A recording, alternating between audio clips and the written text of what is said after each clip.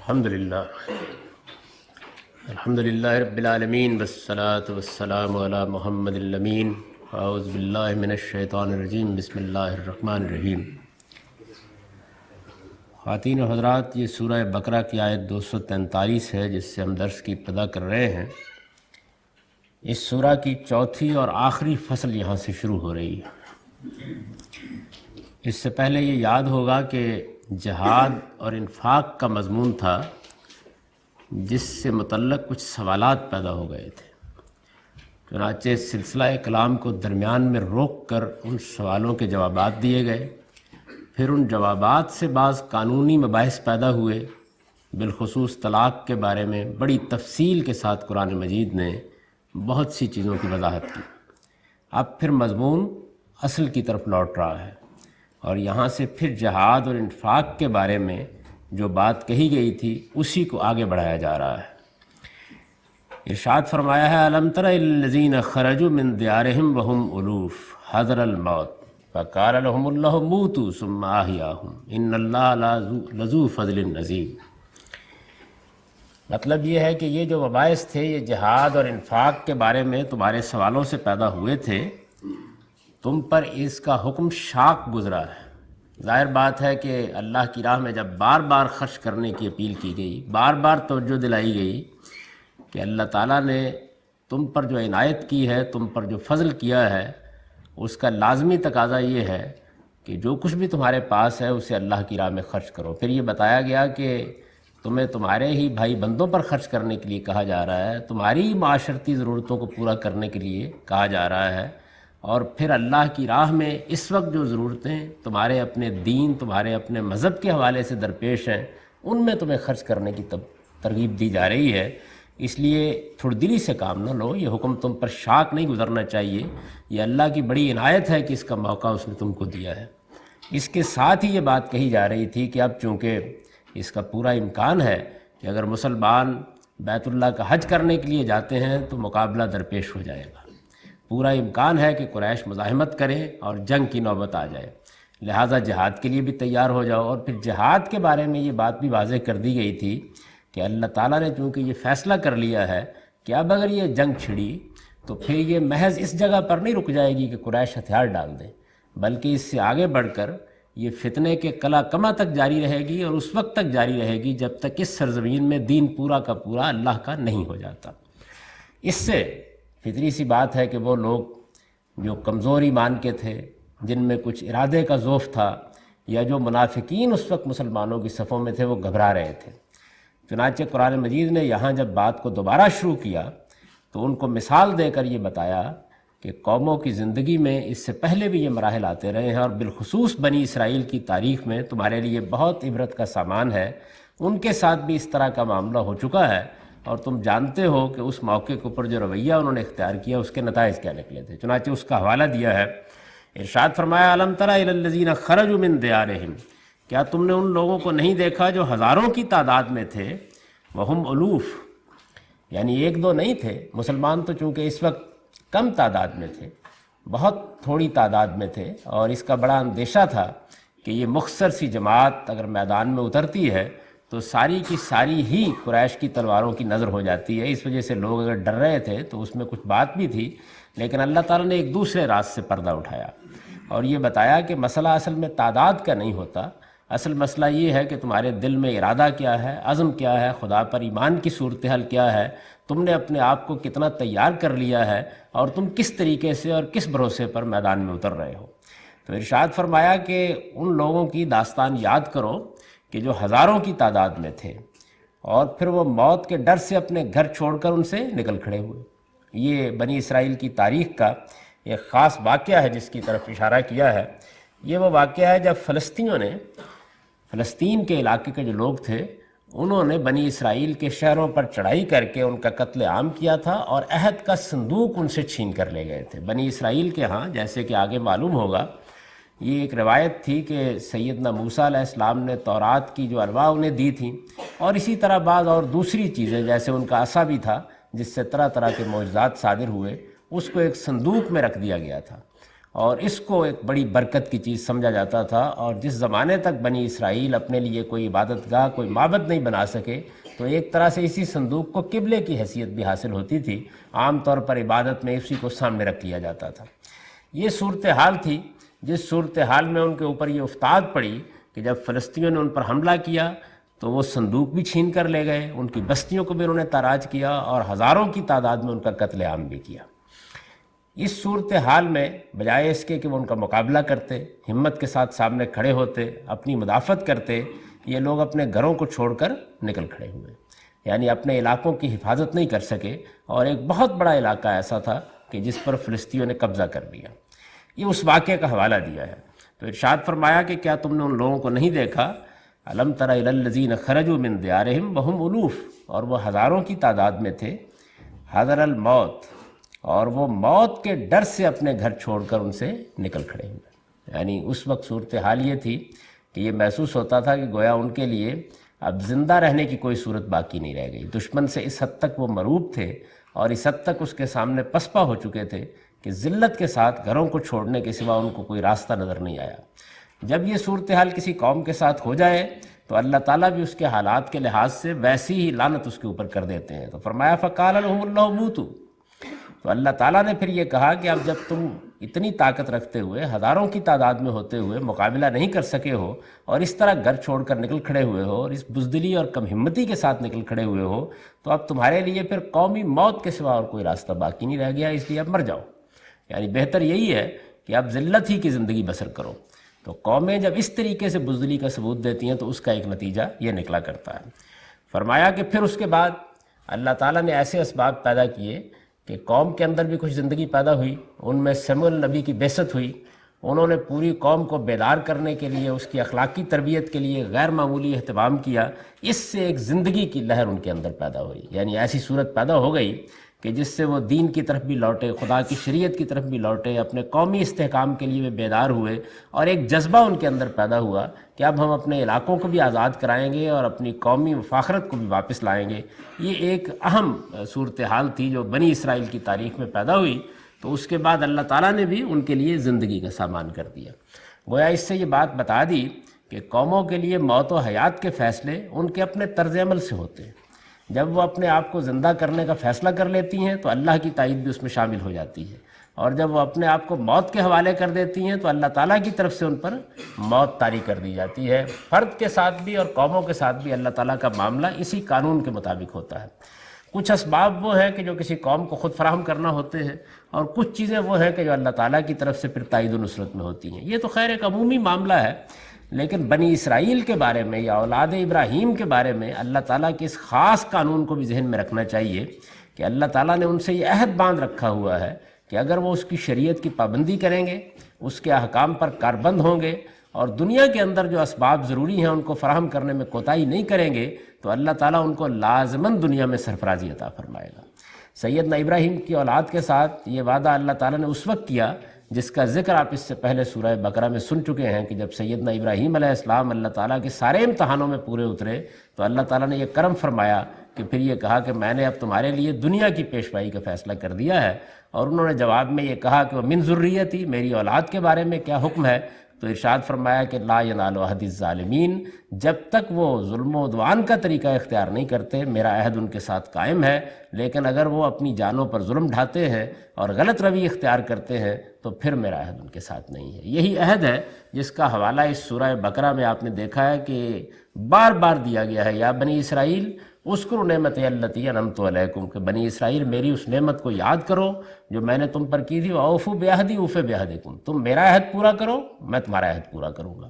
تو ان کے ساتھ جو اللہ کا وعدہ ہے، یہ وعدہ قیامت تک کے لیے ان کے ساتھ کیا گیا ہے کہ اگر وہ اللہ تعالیٰ کی شریعت کے علمبردار ہوں، اللہ تعالیٰ کے مقابلے میں انحراف کا راستہ اختیار نہ کریں، اور جس طرح کہ میں نے عرض کیا دنیا میں جو اسباب فراہم کرنے ضروری ہیں وہ اسباب فراہم کر کے رکھیں، تو اللہ تعالیٰ لازماً ان کو غلبہ عطا فرمائیں گے۔ دنیا کی دوسری قوموں کے ساتھ معاملے کی نوعیت یہ نہیں ہے۔ دوسری قوموں کے ساتھ معاملات امتحان کے اصول پر ہوتے ہیں، اللہ تعالیٰ بعض اوقات اسباب کے باوجود بھی ان کو سرفرازی نہیں دیتے اور بعض اوقات دے دیتے ہیں، لیکن ان کے ساتھ یہ خاص معاملہ ہے۔ تو یہاں بھی ان کے معاملہ یہی ہوا کہ جب انہوں نے اپنے آپ کو اس طرح بزدلی کے حوالے کر دیا. ہزاروں کی تعداد میں ہونے کے باوجود بھی اللہ تعالیٰ پر ان کا بھروسہ و اعتماد نہیں رہا، ایمان کی دولت سے یہ بہرہ یاب نہیں رہے، تو اللہ تعالیٰ نے ان پر موت طاری کر دی. یہ وہ سزا ہے جو ان کو دنیا میں ملتی ہے. یعنی جو قانون ان کے بارے میں قرآن مجید میں بیان ہوا ہے، اس میں جہاں سرفرازی کا وعدہ ہے، اسی طرح یہ بات بھی ہے کہ دنیا کی دوسری قوموں کے معاملے میں تو یہ ہو سکتا ہے کہ اللہ تعالیٰ ان کے معاملے کو مؤخر کر دے، لیکن ان کو دنیا ہی میں ان کے جرائم کی سزا دی جاتی ہے. اور اس طریقے سے جو گویا قیامت کی جزا و سزا کے نمونے کے طور پر دنیا میں موجود ہے، اللہ تعالیٰ نے ان کے ساتھ یہی معاملہ کر رکھا ہوا ہے. تو ارشاد فرمایا کہ جب انہوں نے یہ کہا تو پھر اس کے بعد اللہ نے ان پر کرم فرمایا کہ اب یہ پھر لوٹ رہے ہیں، یہ اللہ تعالیٰ کی شریعت کی پابندی کرنے کے لیے تیار ہے، پیغمبر کی دعوت پر انہوں نے لبیک کہی ہے، یہ اب اٹھ کھڑے ہوئے ہیں. تو اب اللہ نے بھی ان کو زندہ کرنے کا فیصلہ کر لیا. ان اللہ لا ذو فضل علی الناس ولکن اکثر الناس لا یشکرون. فرمایا کہ یہ صورتحال رہی ان کی، لیکن اللہ نے ان کو زندہ کیا، اور اللہ اپنے بندوں پر بڑا فضل کرنے والا ہے، مگر لوگوں میں زیادہ وہ ہیں جو اس کے شکر گزار نہیں ہوتے. یعنی اللہ تعالیٰ کا معاملہ تو یہی ہے کہ جب بندے اس کی طرف لوٹتے ہیں تو وہ بڑا کرم فرماتا ہے، بڑی عنایت فرماتا ہے، اپنے وعدے پورے کرتا ہے، بندوں کے اوپر اس کے کرم کی کوئی انتہا نہیں ہوتی. لیکن یہ بندے ہی ہیں کہ جو شکر گزاری کا رویہ اختیار کرنے کے لیے آمادہ نہیں ہوتے. اور خاص طور پر اس میں ان کو یہ بتایا گیا کہ اگر تم میرے شکر گزار ہو کر رہو گے تو ہمیشہ تمہارے ساتھ یہی ہوگا، تم پر کبھی یہ مردنی نہیں چھائے گی، کبھی تم بزدلی کی موت نہیں مرو گے، بلکہ اللہ ہمیشہ تمہارے ساتھ یہی معاملہ کرے گا، بشرطے کہ ایمان اور عمل صالح کے ساتھ تم صحیح موقع پر قائم رہو. لیکن اگر اخلاقی بے روی اختیار کرتے ہو، خوف اور بزدلی کی زندگی اختیار کرتے ہو، تو اس کے نتائج تمہارے حق میں برے نکلیں گے. یہ میں نے عرض کر دیا کہ بنی اسرائیل کے ساتھ یہ خصوصی قانون بھی ہے، اور اللہ تعالیٰ نے اس پوری سورہ میں اسی کو موضوع بحث بنایا ہے. یعنی اس پوری سورہ کو اگر آپ سامنے رکھیں تو اس میں مضمون یہی چل رہا ہے کہ اے بنی اسرائیل، تم نے میرے ساتھ ایک وعدہ کیا تھا، میں نے تمہارے ساتھ ایک وعدہ کیا تھا، تم میرے وعدے کو پورا کرو، میں تمہارے وعدے کو پورا کروں گا. اور اس طریقے سے اس دنیا میں تمہارے لیے سرفرازی کا جو وعدہ ہے یہ بالکل حرف بحرف پورا ہو جائے گا، بشرطے کہ تم اس کے لیے جو ضروری چیزیں تمہیں کرنی ہیں وہ کر ڈالو. چنانچہ جب پھر اس کے بعد ان کے اندر زندگی پیدا ہوئی تو آگے آپ اس کی تفصیل دیکھیں گے کہ پھر سیموئیل نبی نے جب ان کو خدا کی دعوت دی، ان کو جہاد کے لیے ابھارا، انفاق کے لیے ترغیب دی، انہوں نے اپنے اندر کچھ جمعیت پیدا کی، تو وہی قوم کے جو بالکل بزدلی کے ساتھ اپنے گھر چھوڑ کر نکل گئی تھی، اسی کے لیے اللہ تعالیٰ نے کیسے سرفرازی کا اہتمام کیا. میں نے ابھی آپ کی خدمت میں یہ عرض کیا کہ ان کے ہاں جو ایک عہد کا صندوق تھا، اور جس میں سیدنا موسیٰ علیہ السلام کے زمانے کے اور سیدنا ہارون علیہ السلام کے زمانے کے کچھ تبرکات بھی تھے، اور جن کو ایک خصوصی حیثیت حاصل تھی، اس کا ذکر آگے قرآن کرے گا. یہ صندوق فلسطین سے چھین کر لے گئے تھے، اور کم و بیش 20 سال تک یہ ان کے پاس رہا. ہماری اپنی مسلمانوں کی تاریخ میں بھی یہ واقعہ پیش آ چکا ہے کہ ہمارے پاس اللہ تعالیٰ کی جو سب سے بڑی نعمت ہمارے ایک مرکز محسوس کی حیثیت سے ہے وہ بیت الحرام ہے. مسلمانوں کے لیے وہ توحید کا مرکز ہے، سیدنا ابراہیم علیہ السلام کی قائم کردہ عبادت گاہ ہے، اور اس میں یہ معلوم ہے کہ عہد کا پتھر حجر اسود ہے، گویا وہ یمین اللہ ہے جیسے کہ حدیث میں آتا ہے. یعنی اللہ کا ہاتھ ہے علامتی طور پر، جس کے ہاتھ میں ہاتھ دے کر ہم اللہ تعالیٰ سے عہد باندھتے ہیں. تو عہد کا پتھر ہے، اسی کو ایک زمانے میں اکھاڑ لیا گیا تھا، اور یہ کم و بیش اتنے ہی برس 20-22 برس تک یہ کرامتہ کے پاس رہا. اور ایسی صورتحال پیدا ہو گئی کہ جس میں مسلمان بڑی سلطنت رکھنے کے باوجود بھی اس کو واپس لینے کی پوزیشن میں نہیں تھے. پھر کئی لاکھ روپیہ دے کر کہیں بڑی مشکل سے اس کو واپس لیا گیا اور پھر وہاں نصب کیا گیا، اور اس طرح سے مسلمانوں نے ایک لمبے عرصے تک 20-22 سال کے عرصے تک اس کے ساتھ وہ عہد باندھے بغیر، جس کی یہ علامت قرار دیا گیا ہے، حج کیا ہے. اور یہ نوبت مسلمانوں کے اوپر بھی رہی ہے. ایسا ہی معاملہ بنی اسرائیل کے ساتھ ہوا.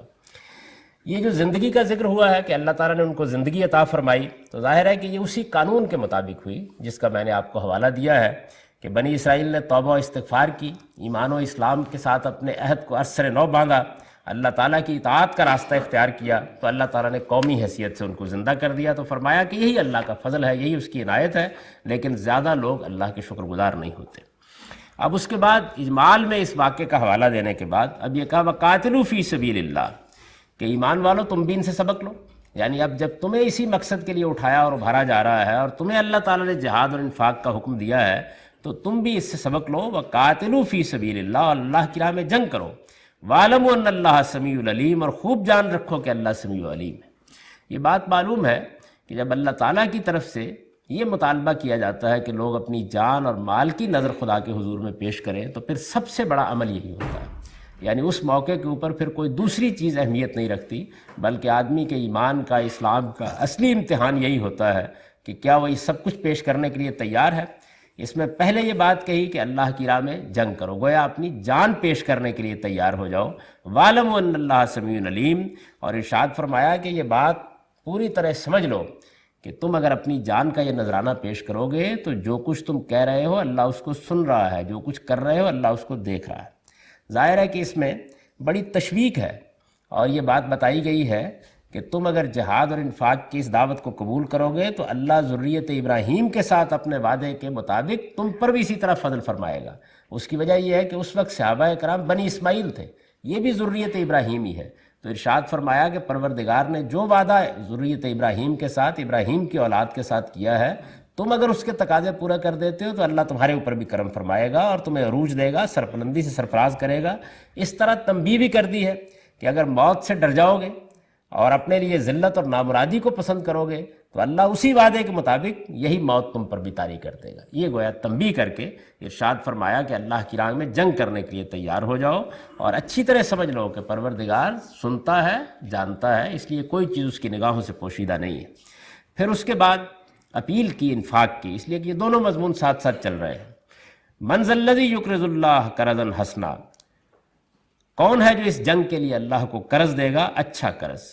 قرآن مجید میں یہ جو قرض اللہ کو دینے کی تعبیر ہے، یہ اللہ کی راہ میں جنگ کے موقع پر انفاق کے لیے آئی ہے۔ گویا اللہ تعالیٰ کی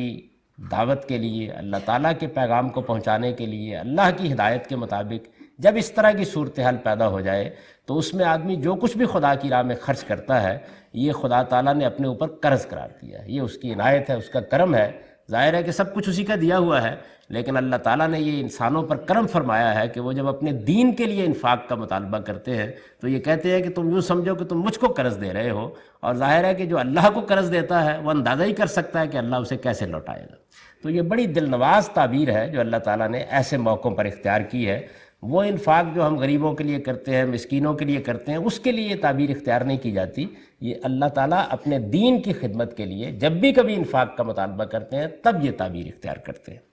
من ذا الذی یقرض اللہ قرضا حسنا، کون ہے جو اس جنگ کے لیے اللہ کو قرض دے گا، اچھا قرض۔ اور فرمایا کہ اللہ تعالیٰ جانتے ہو کہ کیا کرے گا، فَيُضَاعِفَهُ لَهُ أَضْعَافًا كَثِيرًا، اللہ اس کو کئی گنا بڑھا دے، اللہ اس کو کئی گنا بڑھا دے گا۔ یعنی یہ قرض تمہیں اس طرح واپس ہوگا کہ تم اس پر منفعت کا تصور نہیں کر سکتے، اصل تو ملے گا ہی لیکن اللہ اس کو بہت بڑھا کر دے گا۔ واللہ یقبض ویبسط، اللہ ہی ہے جو تنگی بھی کرتا ہے اور فراخی بھی۔ وإلیہ ترجعون، اس لیے جو کچھ ملا ہے یہ اسی کی عنایت ہے اور تم کو ایک دن اسی کی طرف لوٹنا ہے۔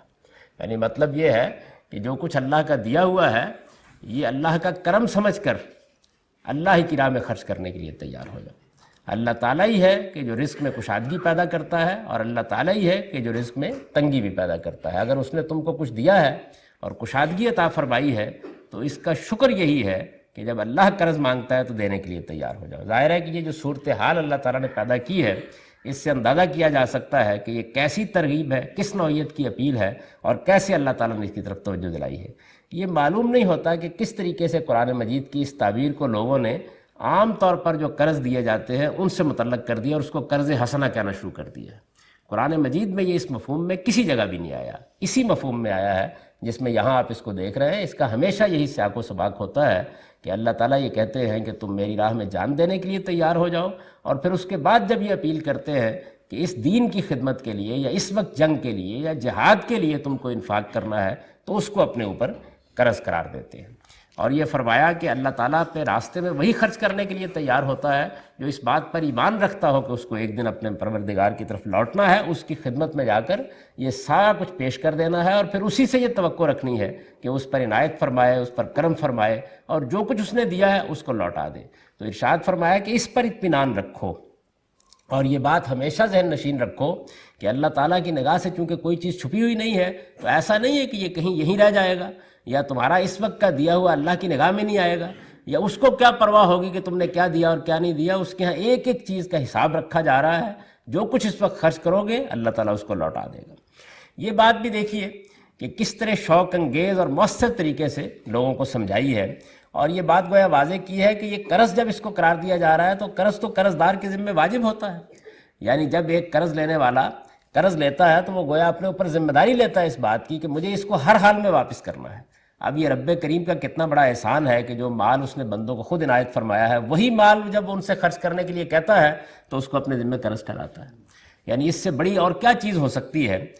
اور گویا اس طریقے سے گویا اللہ تعالیٰ یہ وعدہ کرتے ہیں کہ از خود میں نے اس کو واپس کرنا اپنے اوپر واجب قرار دیا ہے.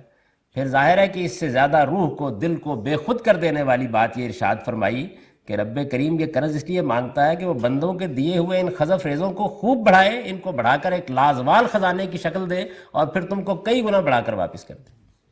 یہ اللہ تعالیٰ نے گویا بندوں کے سامنے یہ بات رکھی ہے تاکہ وہ اس حقیقت کو محسوس کرے اور یہ سمجھے کہ ان کا پروردگار خود دینے والا ان سے کس چیز کا مطالبہ کر رہا ہے. اور ظاہر ہے کہ ہر آدمی یہ بھی جانتا ہے